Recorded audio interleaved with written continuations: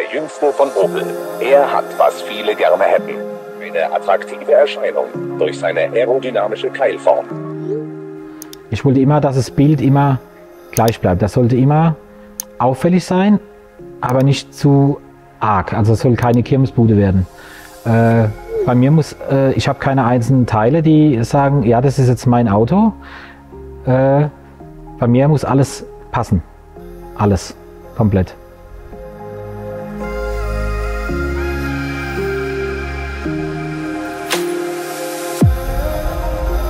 Kadett fahren, ohne Kompromisse.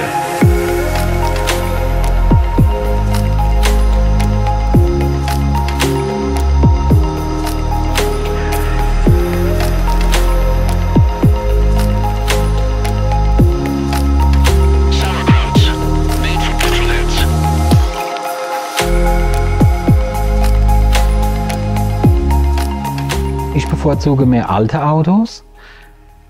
Wirft einem, also da ich schon älteren Jahrgangs bin, wirft mich das wieder ein bisschen zurück in meine Jugend. Da ich eigentlich mit diesen Autos aus den Baujahren hier groß geworden bin. Mir gefallen auch neue Autos, aber eigentlich jetzt was kaufen eher weniger. Also ich wüsste jetzt auch nicht ein neues Auto, was ich mir jetzt kaufen sollte, eigentlich, ehrlich gesagt. Ja, alte Autos, das wirft einen immer zurück. Auch wenn man mit dem Wagen irgendwo hinkommt, sagen manche Leute, ah ja, mein Opa fuhr auch so einer oder wir hatten einen grün. Kommt man immer sofort ins Gespräch mit allen Menschen. Und ja, das ist einfach, man hat immer was zu erzählen.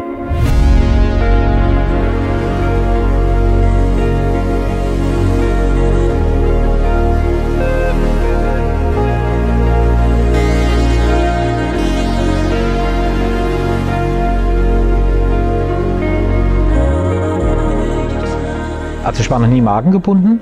Ich war immer eigentlich für alles offen. Alles einfach, was mir gefiel. Der hier war jetzt eine spontane Idee von mir. Ich hatte etliche Jahre gar keine Opel mehr. Immer Golf gefahren, Dreiergolf, VR6 oder Passat immer. Und irgendwann habe ich zu meiner Frau gesagt, ich kaufe mir, glaube ich, wieder einen D-Kadett. Und die hat gesagt, ja klar, ich wollte einfach nur einen Wagen für sonntags irgendwie eine Ausfahrt zu machen oder Eis essen zu gehen, weil das Feeling von dem Fahren von so alten Wagen ist was völlig anderes. Und ich stehe halt total darauf. Und nach langer Suche hatte ich in Mobile endlich einen gefunden. Bei uns in der Gegend hier war gar nichts Anständiges zu finden. Und da musste ich leider nach Berlin fahren. Da wurde ich dann fündig. Und ja, der Wagen war aus erster Hand. Vorbesitzer war 84 Jahre alt, konnte altersbedingt den Wagen nicht mehr fahren. Seine Tochter hat dann gesagt, bevor irgendwas passiert, müssen wir den Wagen jetzt veräußern. Der Preis war recht interessant. Die Ausstattung, da es ein Original Berliner war, fand ich recht interessant. Ich wollte eigentlich nicht, ich habe auch nicht geschaut nach einem GTE oder irgendwas. Mir war es eigentlich egal, es musste einfach passen. Bevor es weitergeht, wollen wir dich auf unseren Online-Shop hinweisen. Hier findest du stets unsere aktuelle Kollektion, Sticker, Drinks und vieles mehr. Du unterstützt mit jedem Kauf unseren Kanal und unsere liebevoll produzierten Filme. Und da es jetzt mittlerweile mein 13. D-Kadett ist, weil ich hatte schon etliche, auch Motorvarianten, ja, dachte ich, einen braunen hättest du früher in der Jugend nie gekauft. Und der hat mich gleich angesprochen.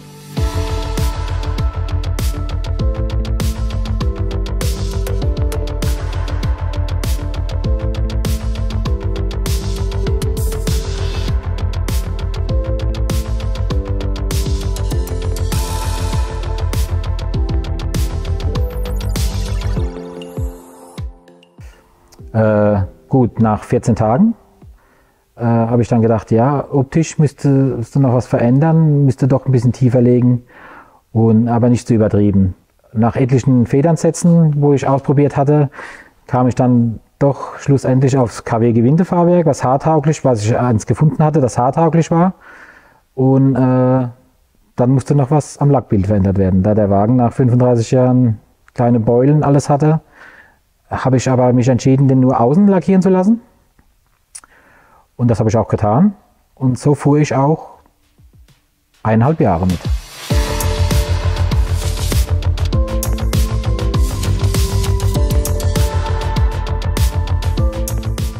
Also Motor hatte ich war verbaut ein 1,3 S mit 75 PS. Habe ich dann gedacht, würde ich gerne umbauen auf Doppelvergaser. Habe ich auch gemacht. Bin dann auch lange so gefahren.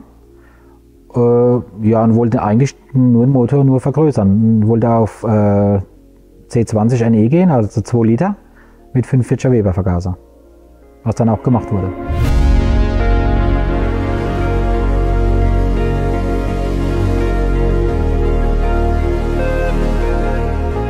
Natürlich ist der Sound von Weber-Vergasern nichts vergleichbar, also für mich. Da kommt es auch eigentlich nicht auf die Geschwindigkeit an. Das ist alleine der Sound. Ist kein Wagen zum Rasen, würde ich auch nie machen. Hätte ich viel zu viel Angst, dass was dran kommt.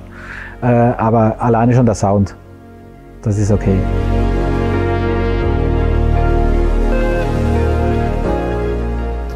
Den jetzigen Felgensatz, den ich jetzt drauf habe, also den aktuellen, der bleibt auch so. Habe ich an einem Golf 1 gesehen, aber mit den Stahlfelgen vom Golf 1. Und ich dachte, das müsste man auch mit den Stahlfelgen vom Opel umbauen, weil ich hatte früher bei den anderen Stahlfelgen, wo ich Edelstahlringe mit Weißwandreifen praktisch, und ich wollte echte Edelstahlbetten haben. Und die Firma Gedeichsel, die hat das möglich gemacht. Die hat mir dann die Felgen umgebaut nach den Maßen, die ich sie haben wollte, und seitdem habe ich die auf dem Wagen.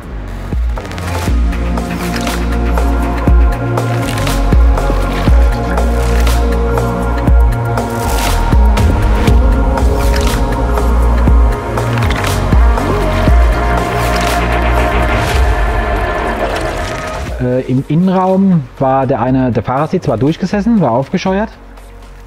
Habe dann zu meinem Sattler gesagt, bitte mach mal die Sitze neu. Allerdings in Original-Style, also nichts irgendwie anders abgenäht, so wie die originalen Sitze von Berliner waren, nur mit Alcantara-Leder und hinten mit echtem Leder bezogen. Waren aber nur die Sitze und die Rücksitzbank. Und beim zweiten Umbau dann, beim Komplettumbau, wollte ich dann doch alles in Alcantara haben. Mit Himmel, Armaturenbrett, alles was Türverkleidung. Es passte eigentlich alles nicht. Die Sitze waren zwar schön, aber es passte nicht alles zusammen. Dann habe ich gesagt, müssen wir alles machen. Auch das Gelenkrad vom GT, das ich drin habe, vom Opel GT, wollte ich alles in Alcantara haben. Das Einzige, was noch original ist, ist der Teppichboden. Den Käfig beledern, das habe ich gesehen im Internet.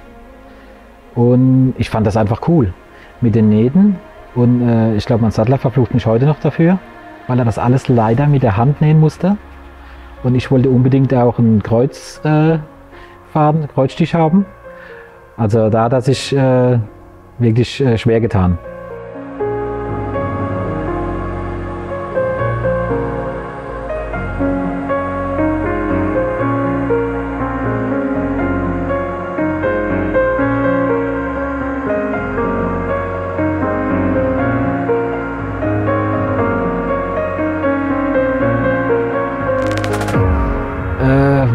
Damals hatte ich die Idee mit dem Luftfahrwerk. Es gab für den Kadett D nichts.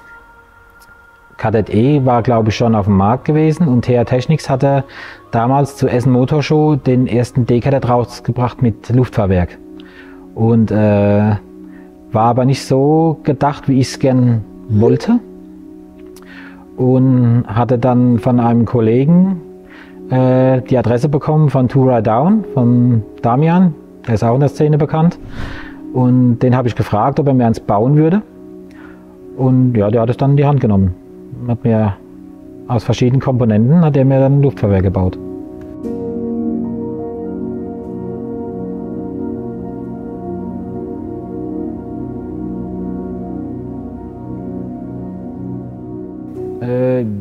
Der Heckausbau, ja, das war eigentlich die Idee von Damian, dass man den Tank sieht. Erst wollte ich es so haben, dass man gar nichts sieht. Aber mit Ersatzradmulde und so hatte ich eigentlich, er hat dann gesagt, mach doch einen schönen Tank hin und ganz einfach, ganz oldschool, und passt dann. Ob der Kadett jetzt fertig ist, eigentlich sollte er fertig sein jetzt. Ich wollte ihm auch jetzt eigentlich eine Ruhepause gönnen. Ja, da noch andere Projekte anstehen. Mein Sohn sollte eigentlich jetzt mit seinen 18 Jahren in meine Fußstapfen treten und das Hobby ein bisschen weiter verwirklichen. Er hat jetzt auch einen RX-7, der als nächstes als Projekt ansteht. Da stehe ich ihm natürlich zur Seite bei Rat und Tat. Und ich habe jetzt noch einen Breitbau-Kadett, der als nächstes jetzt fertig werden sollte. Ja, was ich eigentlich früher immer belächelt hatte und eigentlich nie dachte, dass ich sowas jemals besitzen würde. Ja, und das ist das nächste Projekt, was jetzt kommt. Und dann möchte ich eigentlich ein bisschen in den Hintergrund treten, dass Lukas dann das alles übernimmt.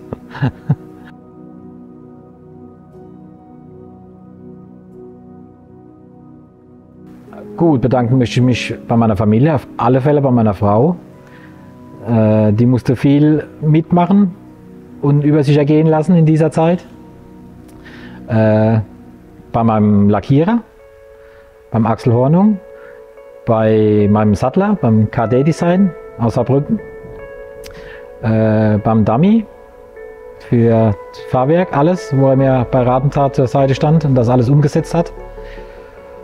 Ja, und alle Leute, die damals bei dem Projekt oder immer noch mitwirken oder mitgewirkt haben und die ich jetzt vergessen hatte.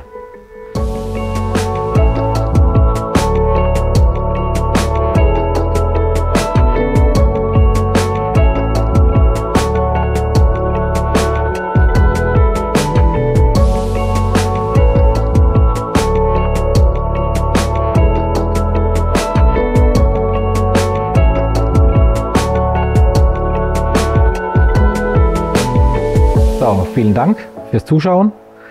Lasst ein Like da und am besten abonniert den Kanal von Sauerkrauts. Und lasst mal einen Kommentar noch da, was eure Kadett-Modelle, Lieblingsmodelle sind. Und das war's. Ciao, ciao. Macht's gut.